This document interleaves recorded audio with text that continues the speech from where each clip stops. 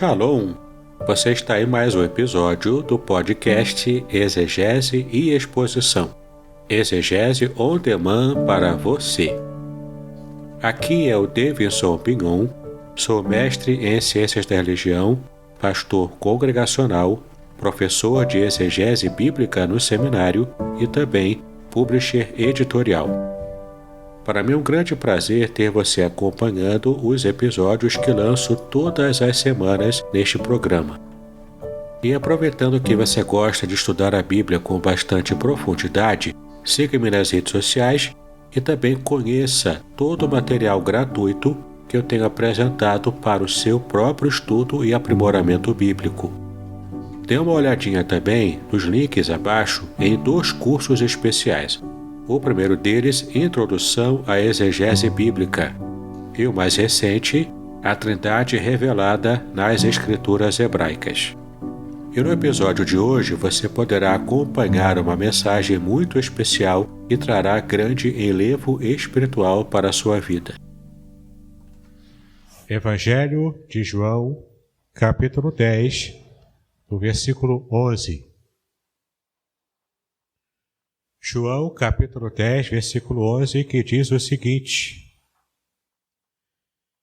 Eu sou o bom pastor. O bom pastor dá a sua vida pelas ovelhas. Eu sou o bom pastor. O bom pastor dá a sua vida pelas ovelhas. O Senhor Jesus disse essa frase num contexto bastante peculiar, num contexto em que ele estava se referindo a uma situação de liderança em Israel. Qualquer um que tem familiaridade com o texto bíblico sabe que o Senhor Jesus estava aqui se apresentando como aquele que tem totalmente o contraste, que faz totalmente o contraste entre a liderança de Israel no passado e ele próprio se apresentando como Senhor absoluto daquela nação, a nação escolhida, a nação que é o povo de Deus. E temos então diante de nós aqui essa verdade do que o Senhor Jesus está trazendo quando ele faz uma comparação muito importante.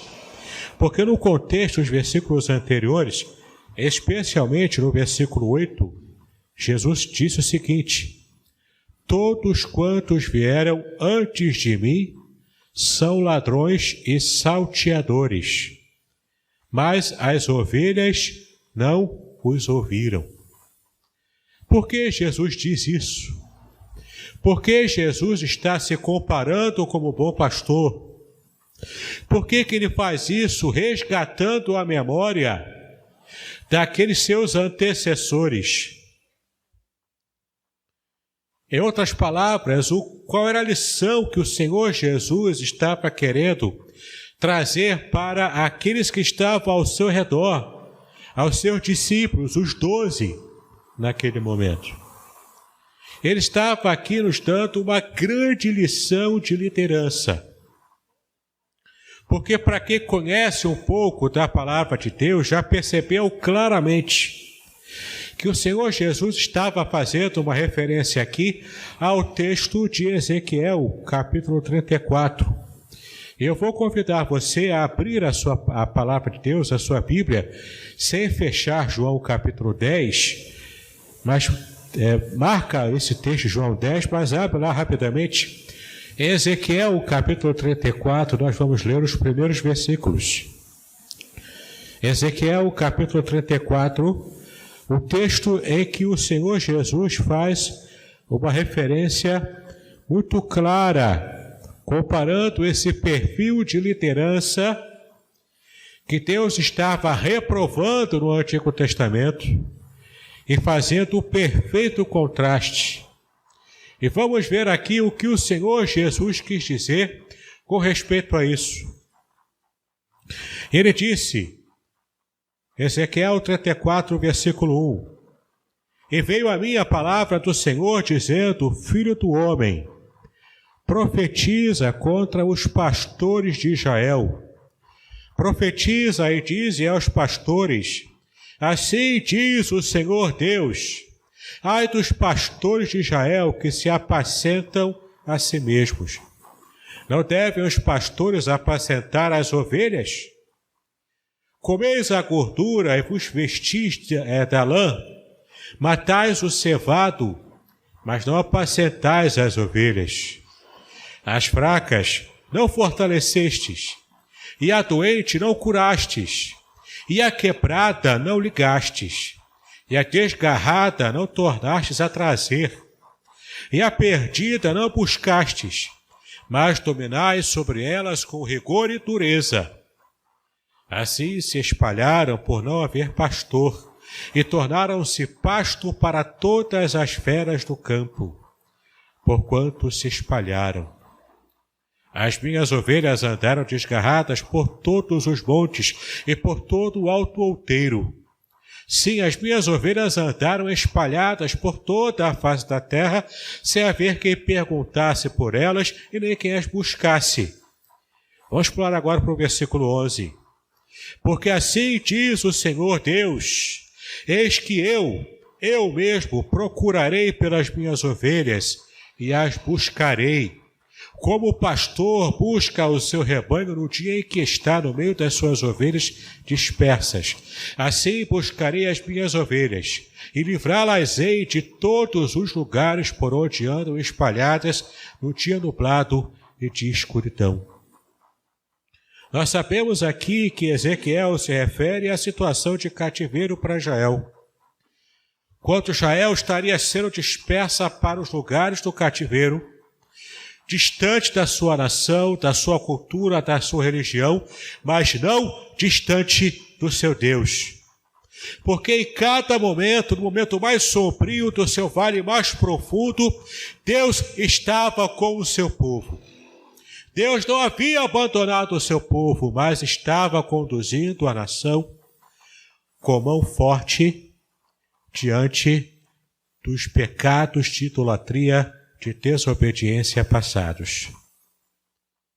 Então o Senhor estava ali, e o profeta Ezequiel profetiza e fala para o futuro. Embora os reis da nação, embora os profetas, embora os sacerdotes estivessem falhando em seu trabalho, em sua função, eu próprio, o Senhor diz, eu mesmo, eu próprio estarei pastoreando o meu rebanho. É esse povo que está disperso, eu os buscarei, eu os congregarei, eu os farei estar junto comigo no aprisco, eu cuidarei das suas necessidades, eu cuidarei da sua fome, da sua sede, se está machucada, eu vou tratar das suas feridas. Eu vou trazer pasto verdejante, como nós lemos no começo do culto. Eu vou trazer lugar de descanso, águas tranquilas para que elas possam se refrescar. A vida estará sendo boa para as ovelhas que estão debaixo da minha aljava, do meu aprisco, que estão perto de mim. Eu vou cuidar disso. Eu vou tratar delas, porque eu as amo, elas são as minhas ovelhas, são a minha propriedade particular. Em minhas ovelhas o animal não toca, em minhas ovelhas o inimigo, o lobo, não ataca, porque elas estão comigo. E é interessante que o Senhor Jesus, ele é a própria concretização dessa promessa, dessa profecia. Israel, na sua diáspora, dispersa entre várias nações, ainda hoje Israel tem essa esperança de que todos os judeus ao redor do mundo, nessa grande diáspora, estejam retornando. Na língua hebraica, fazendo aliar, retornando para Israel. Então, todos congregando um só lugar, a terra prometida que o Senhor fez. E o Senhor Jesus, ele se apresenta não como esses pastores, esses péssimos líderes religiosos do Antigo Testamento, que por sua negligência acabaram provocando a situação de cativeiro. Mas ele se apresenta como o pastor que é bom. E a palavra bom que aparece aqui no grego é a palavra kalos. Kalos, de onde veio a palavra calói, aquela bicicleta antiga calói, que todo o pessoal da minha infância, antes dizer da minha idade, não é? O pessoal da minha geração queria ter uma calói em casa para poder andar.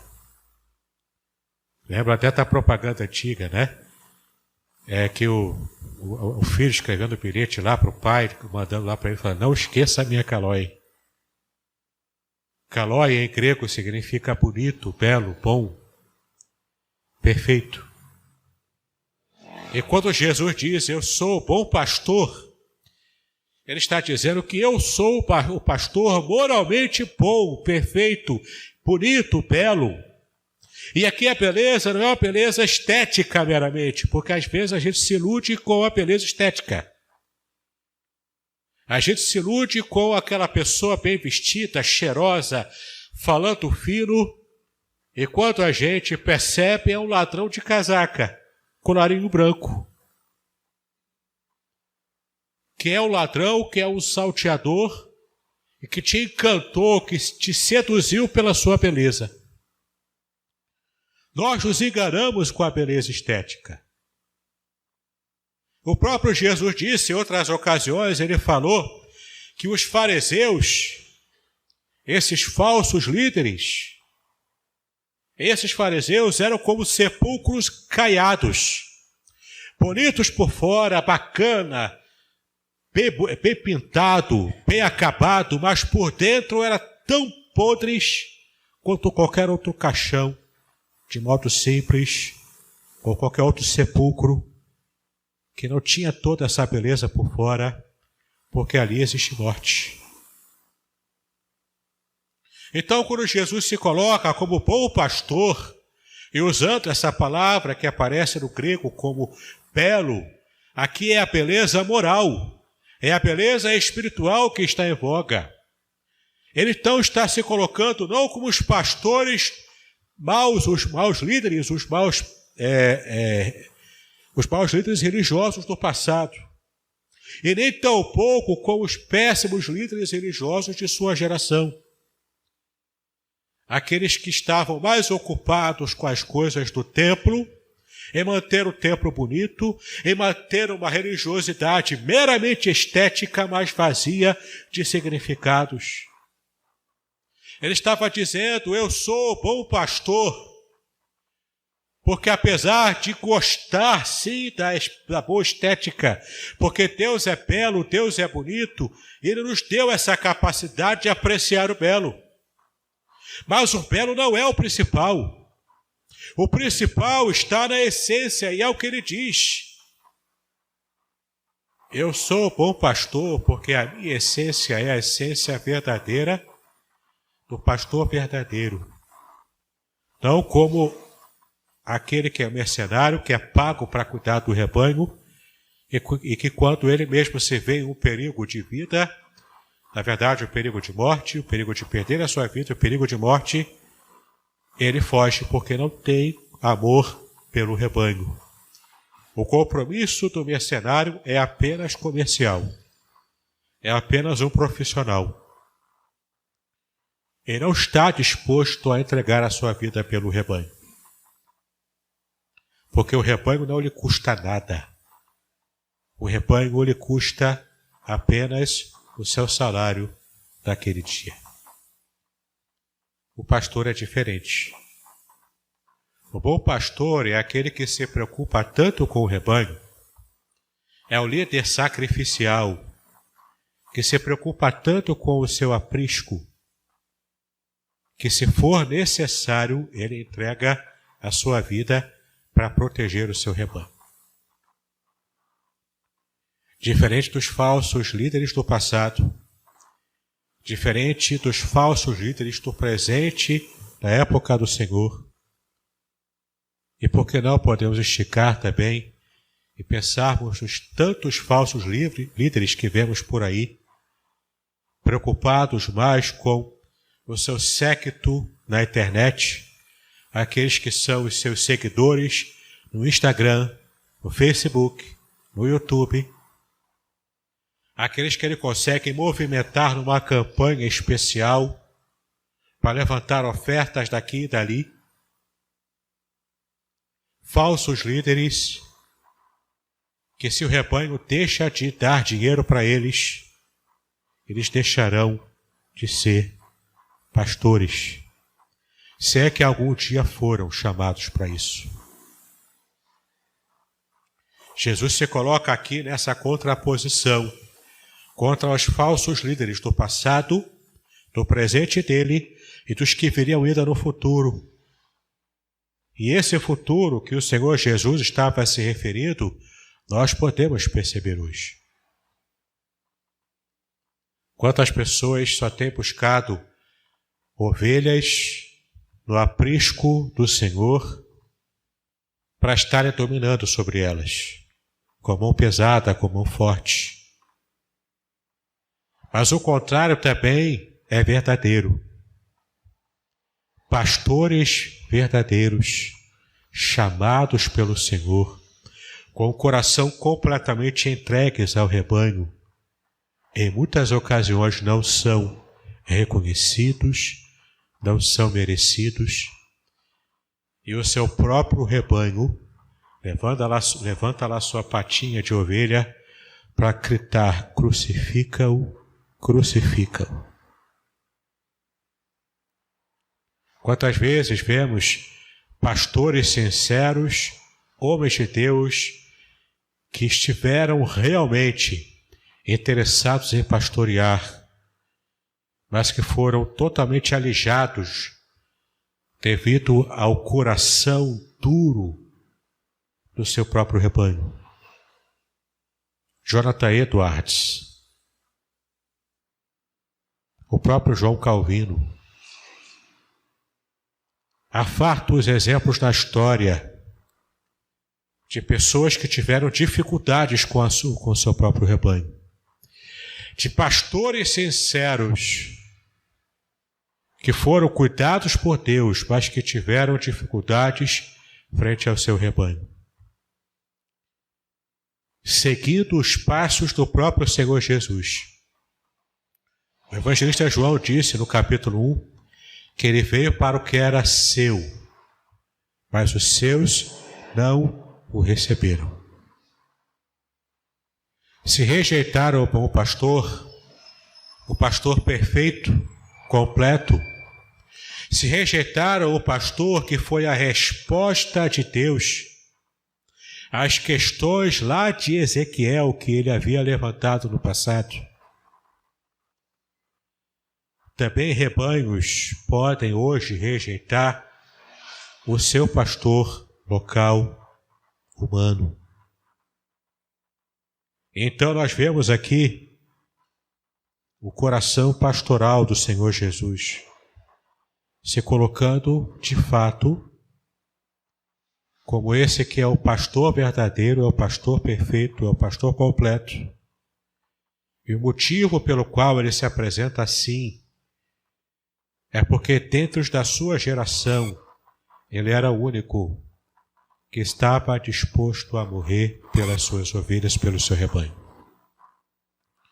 E de fato os lobos o atacaram. Os lobos o penduraram numa cruz, zombaram dele, cuspiram no seu rosto, sangraram o Senhor Jesus, até que naquele madeiro ele estava completamente desfalecido em suas forças, mas mesmo no seu estágio mais frágil, ele se manteve fiel à sua missão até o fim. O sangue jorrando, as forças se esvaindo,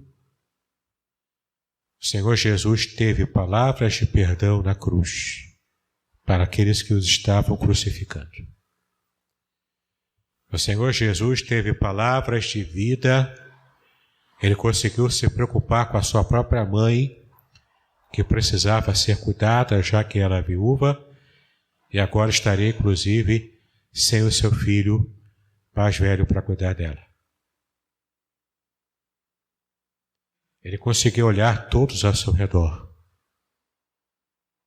E mesmo com as suas forças se esvaindo, antes de ele entregar o Espírito, a sua palavra era de perdão. Perdão para aqueles que estavam crucificando. Perdão para a nação de Israel, para o seu povo que o havia rejeitado. Rejeitaram o bom pastor. Rejeitaram aquele que o próprio Deus, em que o próprio Deus se apresenta como a resposta completa para a situação milenar de Israel. E nesse momento nós nos lembramos desse sacrifício, do bom pastor, o pastor perfeito, o maior exemplo de liderança que nós podemos ter. A liderança sacrificial, que é estudada inclusive nos meios seculares hoje. Estudantes de administração, de liderança, especialistas nessa área do conhecimento humano, estudam a vida de Jesus, porque querem entender o estilo de liderança do Senhor, a liderança sacrificial. Um desses especialistas em liderança, John Maxwell, americano, pastor também, revolucionou o mundo com seus estudos, suas palestras no meio acadêmico secular, falando sobre a liderança e mostrando que Jesus é, sim, o exemplo maior de liderança para todas as nações da Terra. Um psicanalista muito famoso aqui no Brasil, Augusto Cury, ele era ateu, não acreditava na existência de Deus, mas algo chamou a atenção dele, ele quis produzir uma coleção de livros, projeto literário meramente, para estudar a psique de Jesus. Ele quis compreender quem era Jesus, como se processou todo o processo de pensamento, de sentimento, toda a sua agucidade emocional. Ele pesquisou, ele estudou, produziu os 5 livros que ele intitulou de Análise da Inteligência de Cristo. Nessa análise, não digo que ele se converteu. Ele não se converteu ao Evangelho. Mas ele deixou de ser ateu. Porque a única conclusão que ele conseguiu chegar foi a seguinte: não pode ter sido algo inventado, uma personalidade como essa, que era infinitamente superior a todos os deuses inventados greco-romanos dos povos antigos. A humanidade não estava emocionalmente evoluída a tal ponto de conseguir imaginar uma personalidade tão perfeita, tão madura, tão suave, tão maravilhosa quanto a personalidade do Senhor Jesus Cristo. Ele deixou de ser ateu, porque ele fez as pesquisas para poder escrever os seus livros. Ele conheceu um pouco mais de quem é o Senhor Jesus Cristo. O bom pastor dá a sua vida pelas ovelhas.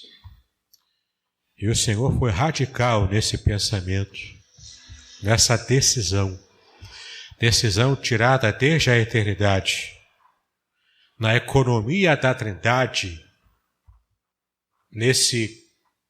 nessa comunicação entre as pessoas da Trindade, nessa decisão eterna, nesse decreto eterno, em que o Filho estaria assumindo a forma humana, sendo a resposta de todas as questões de Israel no passado,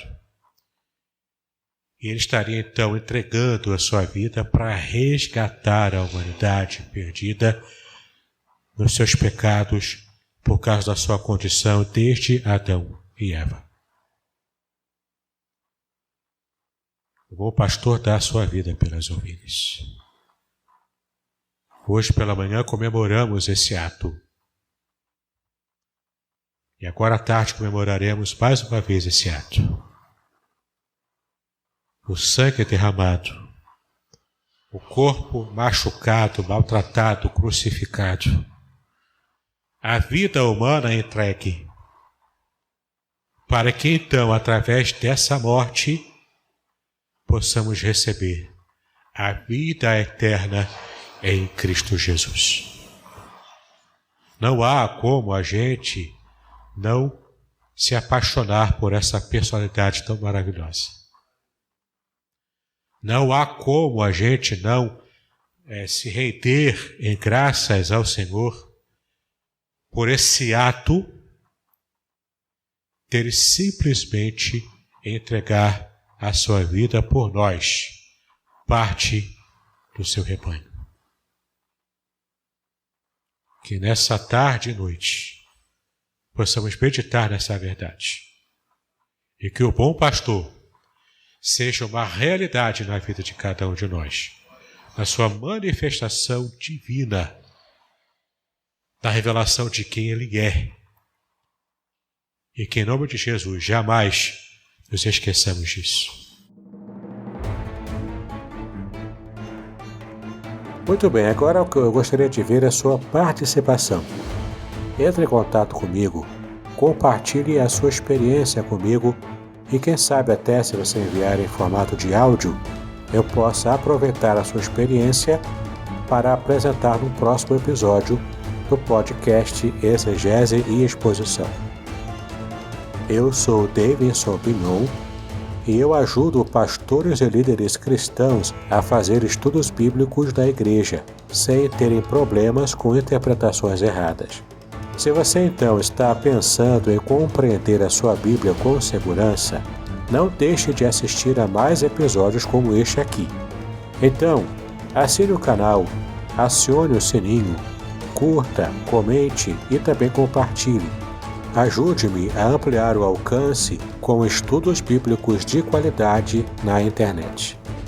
Que Deus abençoe os seus estudos, paz e bênção sobre a sua vida.